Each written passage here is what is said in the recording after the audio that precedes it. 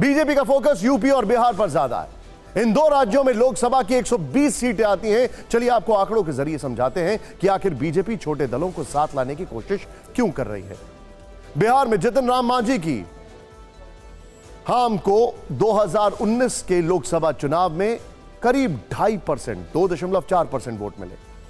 इसी तरह उपेंद्र कुशवाहा की आरएलएसपी को करीब 3.6% वोट मिले। अगर इन दोनों को मिला दिया जाए तो यह करीब 6% बैठता है, जो बिहार की 40 सीटों पर हार जीत का समीकरण बना और बिगाड़ सकता है। यूपी में ओपी राजभर की सुहेल देव भारत समाज पार्टी ने 2019 में अकेले चुनाव लड़ा। उसे यूपी जैसे राज्य में 0.3% वोट मिले। भले ही आंकड़ा देखने में कम लगे, लेकिन कांटे की लड़ाई में अहम साबित हो सकता है। एकजुटता की यह कवायद 2024 जीतने के लिए है। बेंगलुरु में जुटे 26 दलों का मकसद है विपक्ष के बिखरे वोट को एकजुट करना। सवाल यह है कि अगर पूरा विपक्ष एक साथ आ जाए तो क्या बीजेपी को हराया जा सकता है? इसे कुछ पुराने आंकड़ों के जरिए समझते हैं। 2019 में बीजेपी और सहयोगी दलों को 45% वोट मिले थे। तब यह कहा जाता था कि बीजेपी के साथ टोटल 19 दल थे। अभी 38 का आंकड़ा सामने आ रहा है। अभी जब चुनाव में समय है, विपक्ष को लगता है कि वो एंटी करीब 55% वोट को एकजुट करके बीजेपी को मात दे सकता है। लेकिन नंबर का ये जोड़ घटाव इतना सरल नहीं है। ये चिंचली पिंपरार जो है, जहां पर पुणे में चुनाव हुए थे, उसमें हमने देख लिया था।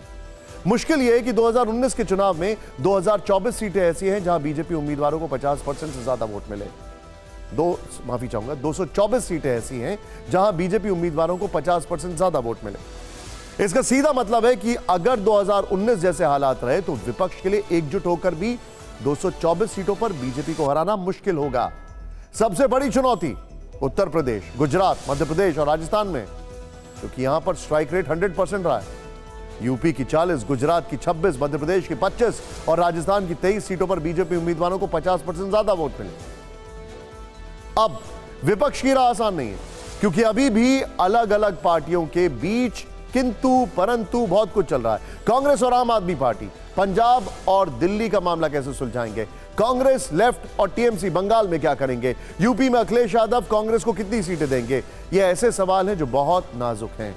यानी विपक्षी एकता की ट्रेन के किसी भी वक्त बेपटरी होने की संभावना बहुत ज्यादा है। लेकिन शायद इसीलिए सोनिया गांधी जो है वो वहां पर मौजूद हैं। उनको लेकर एकजुट हो सकता है या एकमत हो सकते हैं, मगर प्रधानमंत्री मोदी को हराने के लिए विपक्ष को मैथ की नहीं बल्कि आपसी केमिस्ट्री की जरूरत है, जिससे हमने शो शुरू किया था।